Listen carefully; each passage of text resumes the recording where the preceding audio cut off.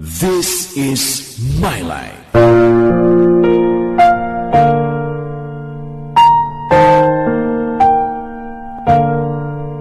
This is my life.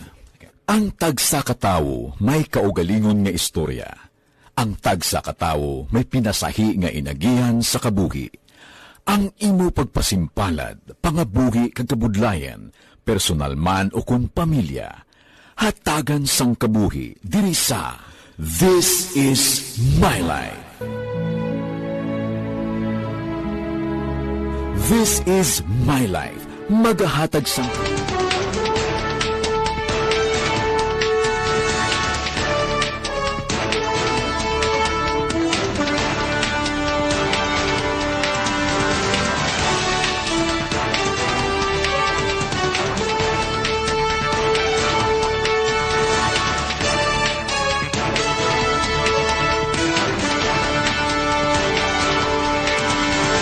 sa mga headlines sa mga balita lokal. DOST o kung na bagyong Karding, wala sang direktang epekto sa Negros Occidental suno sa PDMPD. Kafgu ginluthang sang ginaligar mga NPA sa banwa sang Moises Padilla, biktima patay.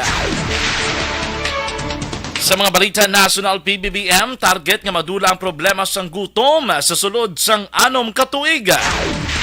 Dugang nga 300 milyones pesos nga pondo kinahanglan sa DSWD para mapadayon ng Educational Assistance Program sang gobyerno nasyonal.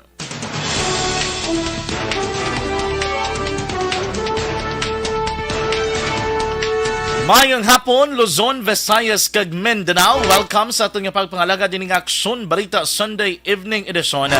Domingo kita, Setyembre 25, 2022. Akong inyong atag balita Aksyon John Diaz kag karon sa detalye sang balita sa lakat sang panahon.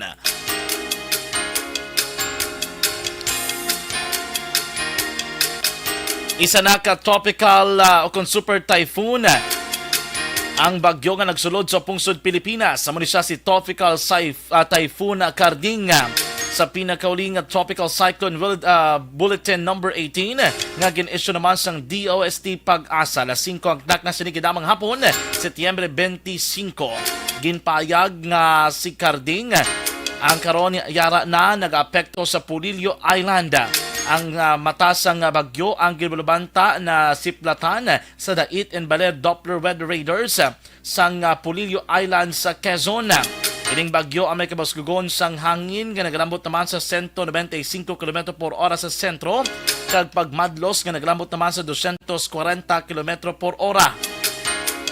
Si Super Typhoon Karding mga Aksyon na nagahulag padulong norte nga bahin sang pungsod Pilipinas.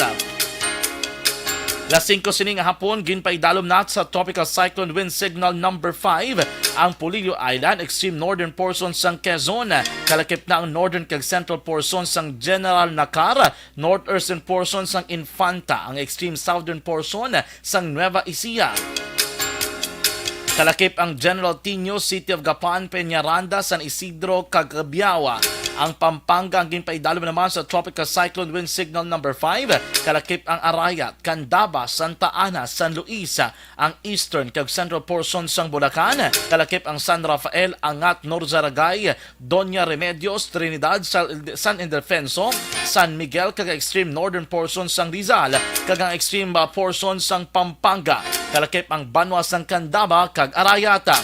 Samtang ginpaidalo naman sa Tropical Cyclone Wind Signal number 4 ang Calaguas Island, ang central kag southern portion sang Nueva Ecija, ang northern portion sang Metro Manila, kalakip ang Marikina, Caloocan, Malabon, Navotas, Valenzuela kag Quezon City.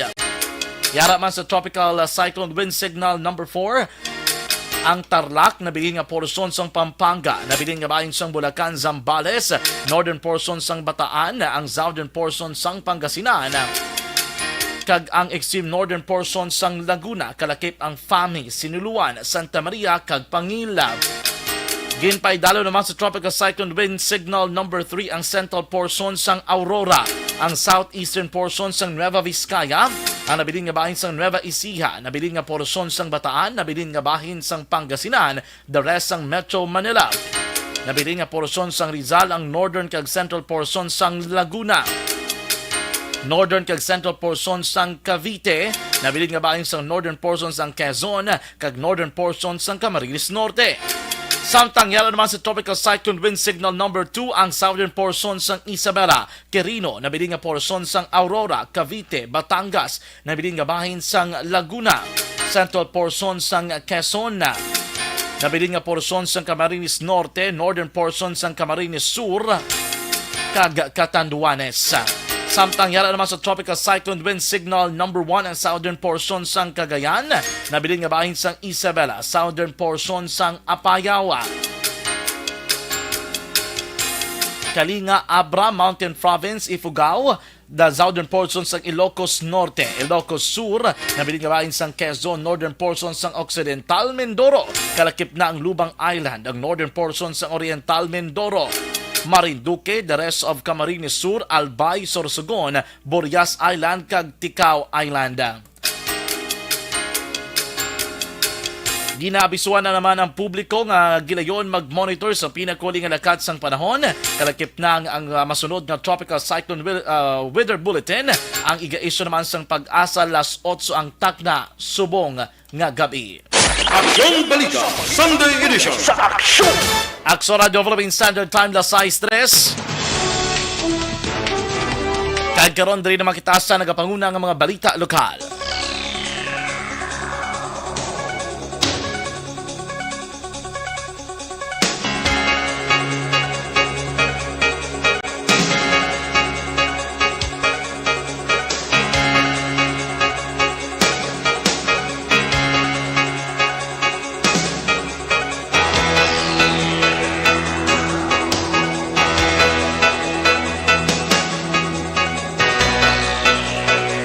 Pahayag sa Provincial Disaster Management Program Division ng PD-MPD sa Negros Occidental, wala sang direkta nga epekto ang Super Typhoon Karding sa probinsya. Sa advisory sa PD-MPD, ginhinyo sa niyang publiko kag ang tanan nga Disaster Risk Reduction and Management Councils nga i-monitor ang latest nga severe weather bulletin nga gina-issue sang Pag-asa sa kada 6 nga oras kag ang weather update sa kada oras. Ginabisuan man ang publiko nga magaluntad ang lapta-lapta nga pagulan, pagpanaguob, pagpangilat kag mabaskog nga pagmadlos ang hangin sa probinsya sang Negros Occidental. Dugang paginahinyo man ang nagaistal sa kilid sang suba, baybay o kung mga delikado nga lugar nga magsaylo sa mas safe nga lugar, ilabi na kung gabi. Ginahinyo man ang publiko nga likawan ang pagtabok sa mga suba, overflow kag creek agod malikaw sa aksidente. Kag gilayon man nga magtawag sa Negros Occidental 911 sa tion sang emerhensya. Ginpay dalom na sa Red Alert status ang Regional Disaster Risk Reduction and Management Council 6 Emergency Operations Center tungkol sa Typhoon Karding. Sa advisory nga ginpagwa sang RDRRMC 6 ginpayag nga gin-activate na ang Charlie Protocol o kung ang pinakamataas nga Emergency Preparedness and Response o kung EPR Protocol para sa 5 ka probinsya sa Western Visayas. Nagsugod naman ang preparasyon para sa possible impacts ng bagyo kag Southwest Monsoon sa Western Visayas. Nag-issue naman si RDRRMC 6 Chairperson kag Office of the Civil Defense Regional Director Jose Roberto Nunez sang Memorandum Order No. 86 Series of 2022 nga nagamando sang hugot nga pagbantay sang pinakauling nga lakat sang panahon sa kada probinsya. Naka-activate na sa karon ng Camp Coordination and Camp Management, Protection, Food and Non-Food Items, Law and Order, Logistics and Health Clusters. Samtang naka-on standby naman ang Search, Rescue and Retrieval, Education, Management of the Dead and Missing, Shelter, Emergency Telecommunications, and Philippine International Humanitarian Assistance kung PIHAC Cluster. Sa iban pa nga mga balita lokal, mangin na bisita sa unang Negros Occidental Bamboo Week celebration sa Department of Science and Technology o kung DOST Secretary Renato Solidom Jr. Si Solidom ang isa sang maghahatag sang solidarity message sa opening program sa buwas nga adlaw sa ground floor sang Ayala Activity Center sa siyudad sa Bacolod. May inspirational message man si Governor Bong Lacson sa unang adlaw sang aktibidad.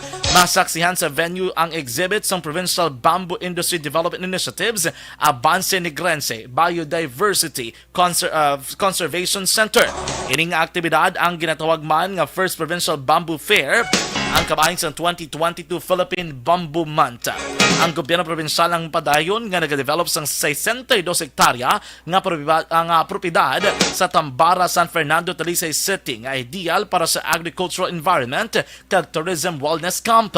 Ini nga lugar ang pahamtangan sa bamboo treatment facility kag large-scale production and promotion sang treated bamboo materials para sa structural kag agricultural o kon architectural applications. Ang Provincial Bamboo Fair magalawag tuptop Setyembre 30 sining tuig 2022. May isa kay kumpirmado nga kaso sang kolera ang sulad sa Bacolod sining tuig. Sa interview sa programa nga Istorya Espesyal, ginpahag ni Bacolod City Health Office Environmental Sanitation Division Head Dr. Grace Tan nga isa ka 37 anyos nga babae nga taga Barangay Mansalingan ang unang kaso sang kolera sa Bacolod nga na-confine sa Corazon Locsin Montelibano Memorial Regional Hospital. Hindi man matapos nga ma-dehydrate, magpalanuka kag na diarrhea. Sunod kay Tan, nakagwa naman sa ospital ang nasambit nga biktima sang kolera matapos ang 5 ka adlaw. Nanawagan naman si Tan sa Bacolod noon nga mag-practice ng proper sanitation kag hygiene agud malikawan ang amo nga balatian. Sa karon ang CHO ang padayon nga nag-inspeksyon sa mga water refilling stations kag deep wells sa Bacolod nga masami ginakuhaan bilang mainom nga tubig sang mga tawo. Nga ibaruan tuig 2018 sang maka-record sang outbreak sa kolera ang sulad sa Bacolod matapos nagdangat sa 150 ang kaso sa Induhadri ang nagkalamatay. With Bacolod City, we have one confirmed cholera case. The patient is alive. Sir, ang cholera is a food and waterborne disease, meaning pwede siya madala or mag-transmit to others through food and water. Dasig maglato na one person to the other, especially kung ang pag-handle or infected nga person, wa iga-practice man sa personal hygiene. Nabatian si Dr. Grace Tan ng City Health Office. Aprobado na sa third kag final reading ang ordinansa nga maghahatag sang cash incentive sa mga top-notchers sa board kag bar exams sa syudad sa Bacolod. Ang ordinansa ang kin-author ni Councilor Israel Salanga, samtang co-author naman sa ni Councilors M. Ang, Cindy Rojas, Renesito Novero kag Ayesa Joy Villaflor. Base sa ordinansa, makabato ng top 1 sang 50,000 pesos, top 2 to the top 5 sang 30,000 pesos, kag top 6 to the top 10 sang 10,000 pesos. Makabaton man ang top-notcher sang recognition certificate gikan sa Office of the City Mayor kag sangguniang panglungsod. Ginpahig ni Salanga tuyo sang sining ordinansa nga ma-motivate ang mga examinees sa pagtuon nga maghatag sang bugal sa ila kaugalingon kag syudad sang Bacolod. Ordinance granting cash incentives to examiners to extraordinary either the bar or examination, declare that nationals to either the Supreme Court of the Philippines or the Professional Regulation Commission, respectively providing funds therefore and for other purposes. This is for third and final reading. I so move. Objections? Hearing none. Motion to approve. Congratulations. Nabatian si Bacolod City Councilor Israel Salanga.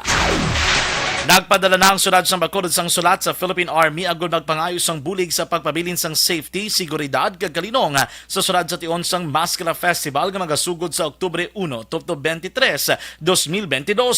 Sunod kay Brigadier General Inocencio Pasoporte, ang commanding officer sang 303rd Infantry Brigade sang Philippine Army, nabato na nila ang sulat kag komitido nga magbulig sa syudad sa bahin sang peace and order kag sa pagdiyon sang security preparations. Sunod kay Pasoporte, ang mga kaupod sang Philippine Army kag Bacolod City Police Office nga mag-augment para sa security arrangement sang Maskara Festival. Palag pa ni Pasoporte, mag-deploy sila sang Army personnel K9 units kag i-offer man sini ang madamo nga reservice nga ihamtang sa mga lugar nga madamo sang bisita. Bangod man sa ginapaabot nga Maskara Festival 2022, nagpangabay ang sangguniang panglungsod sa Bacolod sa Land Transportation Office kag Bacolod City Police Office nga intensify ang pagpatuman sa Republic Act No. 10568 o kunang Anti-Drunk and Drug Driving Act of 2013 sa syudad sa Bacolod. Ini ang unanimous nga ginaprobahan sa Konseho matapos ginduso ni Councilor Claudio Jesus Pontevilla.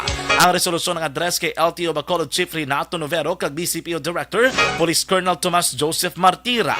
Ginpaig ni Puentevilla nga ginapaabot na ang madamo sang mga turista kag residente nga magainom kag makahulubog nga ilimnon o kung magainom sa makahulubog nga ilimnon sa tion sang Mascara Festival. Sunod sa konsehal, tuyo suni nga mapangapina ng publiko bangod nga nagakaapektuhan ang pagmaneho sang persona nga nakainom sang makahulubog nga ilimnon. Patay ang isa naman ka Kafgu matapos ginutang sa wala pa matumod nga sospetsado sa sitio Cabayabasan, Barangay Montilla, Banwas ng Moises Padilla, launa sang kahapon, Setyembre 24. Ang biktima ang ginklala kay Joselito Raboy, 40 anyos, kag residente sa Barangay Montilla sa amuman nga Banwa. Sunod kay Police Major Huberto Bose, ang hepe sang Moises Padilla PNP. Si Raboy ang sakay sa isa ka motorsiklo sang ginlutang sang 4 ka mga armado nga persona. Dugang pa ginaligar nga ang mga responsable sa krimen mga katapos ang CPP-NPA apang sunod sa kapulisan ila pa gina-verify ang akusasyon. Si Raboy ang nakaangkon sa pinas sa ulo nga amo ang gintunaan sang iya kamatayon. Ginkumpirma naman ni Brigadier General Inocencio Pasaporte, ang commanding officers ng 303rd Infantry Brigade sa Philippine Army nga katapos ang Citizen Armed Force Geographical Unit kung Kafgu ang ginpatay sa sitio Cabayabasan, Barangay Montilla, Barangay Montilla, Banwas ng Moises Padilla. Ang biktima mo si Joselito Raboy, 39 anyos, kag residente man sang among lugar. Sunod kay Pasaporte, si Raboy ang aktibo nga miyembros ng Kafgu nga na destino sa Delta Company ng 62nd Infantry Battalion sa Upper Manbalyo, Barangay Quintenrimo, Banwas ng Moises Padilla. Dugang pa ni Pasaporte, ginaligar mga miyembros ng New People's Army ang nagpatay kay Raboy. 42 ka mga persona naman na nadakpan sa probinsya ng Negros Occidental bangod sa illegal nga panahon kahapon Setyembre 24. Sa records ng Negros Occidental Police Provincial Office kung Nokpo, may pinakamadamo nga nadakpan ang sa kasong illegal nga pagpahibag sang damang kapaghampang sang madyong nga nagalambot sa 8. Sa 8 ka mga nadakpan nga nagapahibag sang damang 5 diri ang nadakpan sa La Castellana PNP sa Poroknara, Barangay Mansanalao, Banwas ng La Castellana. Samtang ang 3 naman ang nadakpan sa Hacienda Conchita, Barangay Kamangkamang, Banwas ng Isabela. Samtang sa nagahampang sang madyong naman, 8 tanan ang nadakpan sa sudad sang Victorias. Dito naman kami persona ang nadakpan nga nagahampang sang Tumbo o Concaray Cruz sa Purok Pagidait, Barangay Tagokon, sudad sang Kabangkalan. Arestado naman ang 7 ka mga persona matapos maaktuhan nga nagahampang sang Tong Itza kag Bingo sa Purok Bayabas 1, Barangay Craydad, sudad sang Bago. Una sa balita, una sa aksyon. Aksyon Radio Philippine Standard Time na 6:14. Inyo nabatian ang nagapanguna ng mga balita lokal sa mga balita nasyonal. PBBM target nga madula ang problema sang gutom sa sulod sang 6 ka tuig. Dugang at 300 milyones pesos nga pondo kinahanglan sa DSWD para mapadayon ang Educational Assistance Program. Ang detalye sa nagapanguna ng mga balita mabatian sa pagbalik sa Aksyon Balita Sunday Evening Edition.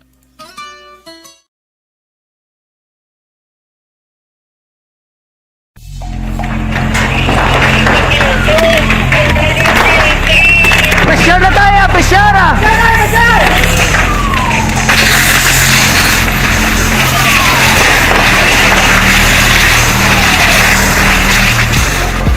Every day is Fire Prevention Day. Gani importante nga maihibalo kita kung paano malikawan ang sunog. Yari ang pila ka mga action tips angot sa fire prevention. Sa tion nga maghalin sa balay, siguraduhon nga naka-unplug ang tanan nga saksakan. Likawan ang octopus connection o po na pagsaksak sang madamo nga gamit sa isa ka outlet.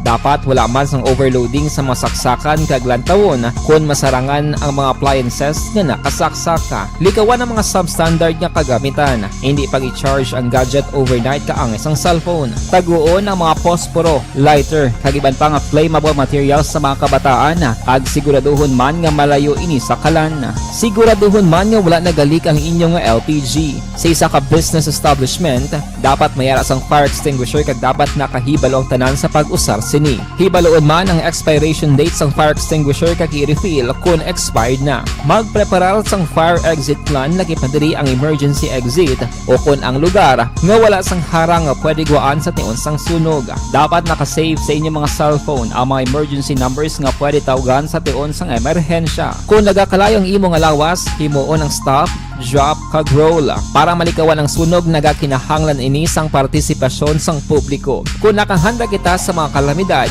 dapat preparado man kita sa sunog. Ini sa Aksyon Daily Salazar para sa Aksyon Tips nga nagapahanumdom nga maghalong sa tanan nga tion.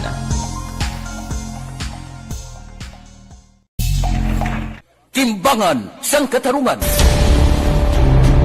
Timbangan sang katarungan. Panatuntunan sa mga individual nga nagatalakay sang ilang kabuhi nga nakahimo sa mga butang nga may salabton sa kasuguan. Court is now in session. Pagpangawat, kidnapping, pagpamatay, immoralidad, iligal nga droga kag iban pa nga klase sang krimen. Kalabanan sa ila nagapating nga makaluwas sa ila nahimo nga sala. Apang ang timbangan sang katarungan wala nagakatulog. Kag madabat ang sinuman nga matuon nga nakasala. Kag mahatagan hustisya ang wala sang sala. Ang tanan dapat alalangay lang. Timbangan sang katarungan. Mabatian kada hapon pagkatapos ng drama, mensahe sang paghigugma.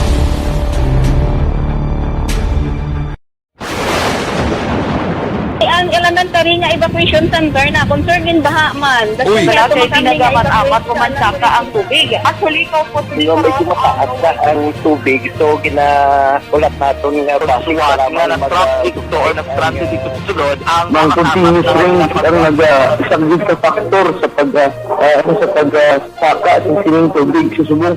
Ang Pilipinas sa mayroon sa early warning system para mahibaluan ang lakas ng panahon. Gani, wala sa rason nga hindi kita makapreparar karon ni rainy season. Yari ang pila ka mga action tips nga dapat mo may baluan. Kung nagapuyo sa lugar nga masami ginabaha, mag-monitor sa balita para sa anunsyo sang pag-asa sa lakas sang panahon.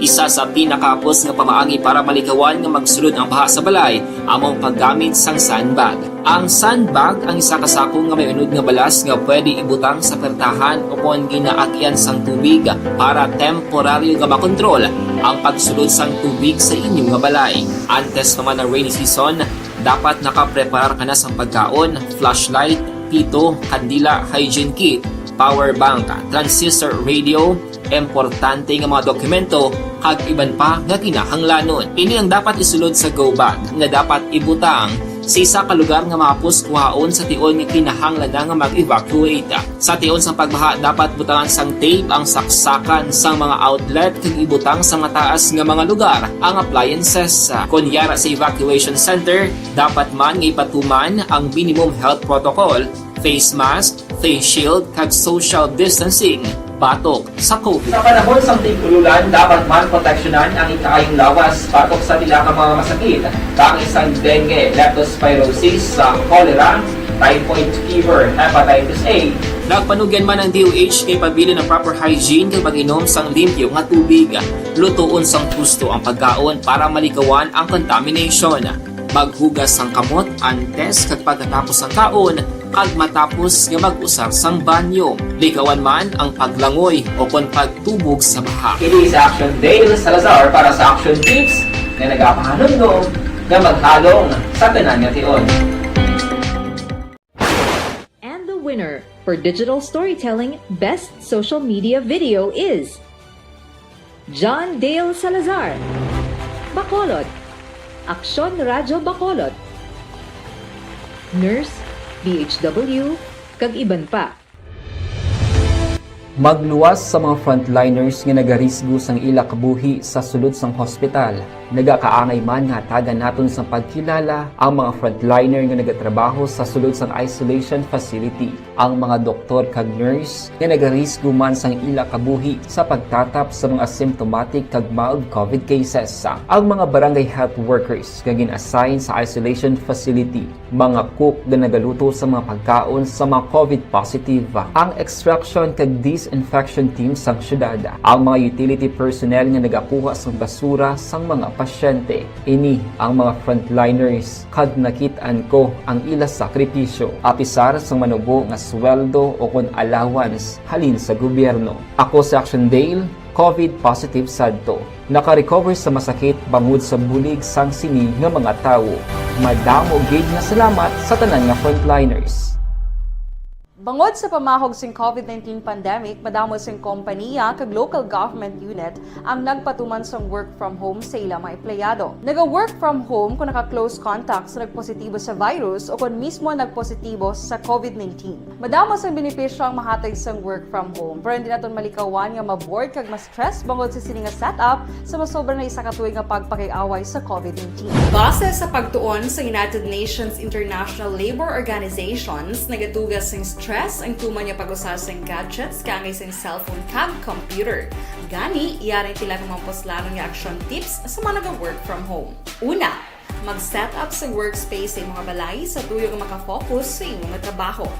Ang workspace ay hindi kinahanglan nga dako nga kwarto, ang importante, komportable ka sa imong trabaho. Matapos ang pila ka oras nga nagapungko ka mag-computer, dapat may tion nga mag-stretching agud malikawan nga ma-strain ang imong likod o konliog. Time management. Maghimo sa imong time schedule kag mga talapuson nga trabaho para mangin organisado. Magkaon sa husto nga tion, labi na ang pamahaw kag pilion mapagkaon nga maka-boost sa imong memory, concentration kag alertness kaangay sa pumpkin seeds kag dark chocolate. Kung mayaras mga online meetings, advance sa ipahibalo sa imong mga upod sa balay, agud malikawan ang mga disturbo. Ang pigaw nga internet connection ang makatugas sa stress, gani ipreparar ang backup kaangay sa ibang network na may maayong signal para sa mobile data.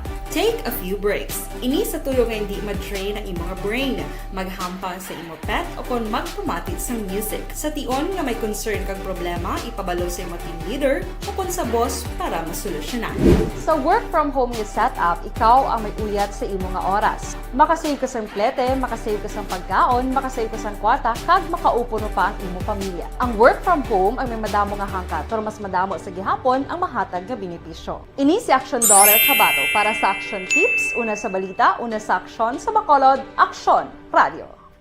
Bangod sa pamahog sing COVID-19 pandemic, madamo sing kompanya kag local government unit ang nagpatuman sang work from home sa ilang mga empleyado. Naga-work from home kung naka-close contact sa nagpositibo sa virus o kung mismo nagpositibo sa COVID-19. Madamo sang benepisyo ang mahatag sang work from home, pero hindi naton malikawan nga ma-bored kag ma-stress bangod. Good day everyone! Ako balik si Ann Defensor of Aksyon Radio Bacolod. Kag subong is 5 years na ako nga nagatrabaho for Aksyon.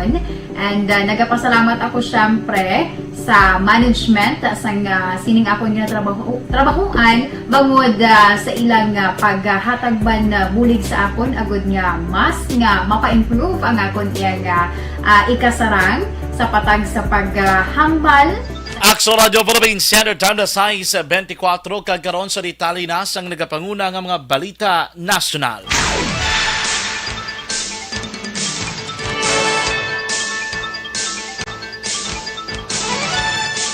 Ginpayag ni Presidente Ferdinand Marcos Jr. ang pinakatuyo sang economic agenda sang iya administrasyon sumasunod nga 6 ka tuig among siguruhon nga wala sang Pilipino nga magutom.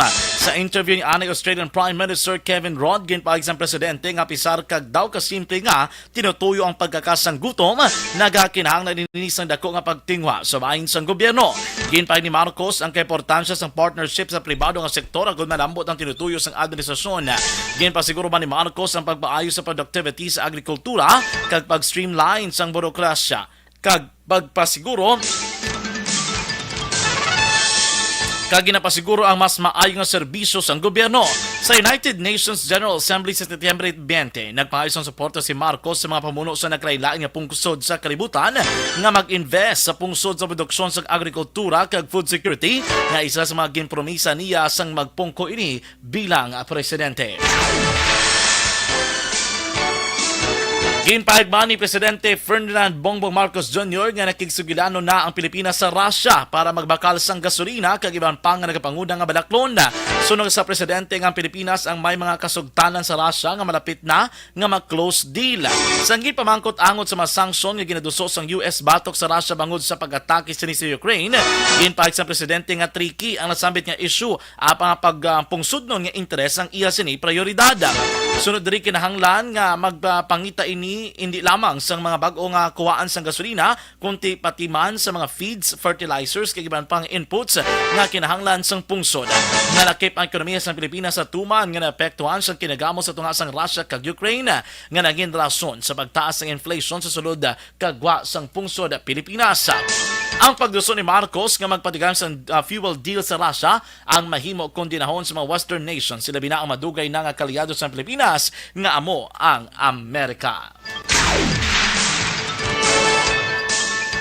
Nagakinahanglan sa dugang 300 milyones pesos ng pondo ang Department of Social Welfare and Development ng DSWD agud liwat mapadayon ng Educational Assistance Program para sa mga estudyante. Sunod kay DSWD Secretary Erwin Tulfo, kulang pa ang 1.5 bilyones pesos ng pondo para sa pagpanagtag sang ayuda. Dugang pa ni Tulfo, naglambot na sa 2 milyones ang nagparehistro para makakuha sang ayuda. Aminado naman ang tiglikom nga may nagparehistro sang makaduha, tubtub 3 ka beses. Sa karon ay baloon sang DSWD kung pwede nila makuha ang pondo sa assistance to individuals in crisis situation para matag sa iban pang estudyante nga wala mahatagan sang ayuda. Ginpaigman sang DSWD nga sa karon 1.6 bilyones pesos na ang ila na panagtag nga bulig pinansyal. Ginpahig naman sa Department of Education kung DepEd nga automatic na ang kansilado ang klase umalin kindergarten tubtob grade 12 kalakip man ang trabaho sa pampubliko nga bulutuan sa mga ginpaigdalom sa anuman nga public storm signal. Sa revised DepEd Order 37 nga permano ni Vice President kag Education Secretary Sara Duterte, ginpahig nga sa tion sang bagyo ang in-person kag face-to-face classes, trabaho kag ang alternative learning system kung asang suspendido para sa eskwelahan nga nahamtang sa mga lugar nga ginpaidalam sang pag-asa sa tropical cyclone wind signal number 1, 2, 3, 4 o 5. Dugang pa suspendido man ang klase kag trabaho malin kindergarten to grade 12 para sa mga eskwelahan nga nahamtang sa lugar nga ginpaidalam sa orange to red rainfall warning o flood warning sang pag-asa. Samtang magadepende naman sa local chief executives ang desisyon, may angot sa class suspension kung ginpaidalam sa yellow rainfall warning ang ilang local government unit. Sa idalam sa DepEd Order number 37, gilayong kanselado ang klase sa tion nga nagpagwa na sang warning ang pag-asa. Ginmanduan naman sa National Telecommunications Commission kung NTC ang tanan nga public telecommunications entities nga siguruhon nga ang kahandaan sa karitan nga mahimo itugas ang bagyong Karding. Sa ginpagwa nga memorandum ni NTC Commissioner Gamaliel Cordoba, ginmando sa niya ang pagpasiguro nga may nagakaigo ang kanamuon sa technical kag support personnel, standby generators nga may extra fuel kag iban pang gamit sa mga lugar nga maigo sang bagyo. Ginmando man ni Cordoba nga padasigo ng repair kag restoration sa telecommunications services kung may maapektuhan sang bagyo. Kadungan sinigin manduan ang mga network company nga magpahamtang sang libre nga tawag kag libre nga charging station sa mga apektado nga mga lugar.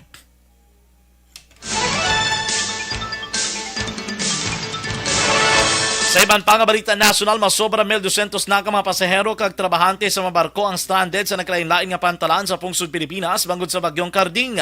677 diri ang mga pasahero nga stranded sa karon sa 16 ka mga pantalan sa Southern Luzon. Kalakip na sa Batangas Port samtang 535 naman sa puerto sa Villa Cantanduanes. Sa monitoring sa Philippine Coast Guard, 227 ka mga rolling cargoes, 58 ka mga barko, 43 ka mga motorbangka ang stranded. Sa karon nagapabilin sa gihapon ng gale warning sa bilog ng eastern kag western seaboard sang Luzon bangod sa bagyo. Nagabiso naman ang pag-asa kag PCG sa publiko nga gilayon mag-report sa otoridad sa tion sang pagbaha bangod sang ginabantayan nga storm surge. Aksyon Balita Sunday Edition sa Aksyon! Aksyon Radio Philippine Standard Time na 6:30 na. Good afternoon lang kay Ma'am Sir Roland Suange, kay Ma'am Jem Brezuela, kay Athea Kim Iriman, kay Ma'am Ana Sinoro, kay Ma'am Elvira Hilogo, kay Sir Ray Flores Barrioga, good afternoon, kay Ma'am Mary Ann Dioso. Dra sa may hinigaran, kay Eden Garsola, Gartose, happy birthday lang. Kurt Nathaniel De La Torre, good afternoon sa Purok Duluran, Hacienda Guba Central, Barangay Maaw. Kay Jesus Cañete Celestial, good afternoon man sa may Basak, Lapu-Lapu, Seri. Kay Ma'am Lolita Malasiba Zarosa, good afternoon. Rochelle Fulgencio Susana, maing hapon man. Kay Ma'am Vanessa Mayo sa Minnesota, USA. At kay Vergara Jeronimo sa may Purok Taytay, Barangay Mabini, Valladolid. Kay Erlinda Perez, at kay Carmela Lacbanes. Aksyon Radio Philippine Standard Time na 6:31 na. Inyo na batyanan ng kapangunang mga balita lokal kag nasyonal dari sa Aksyon Balita Sunday Evening Edition Setyembre 18 kita 2022. Standby na sa mga masunod nga programa sa Aksyon Radio Bacolod. Salamat akong inyong atag balita Aksyon John Diaz. Una sa balita, una sa Aksyon sa Bacolod Aksyon Radio. Aksyon!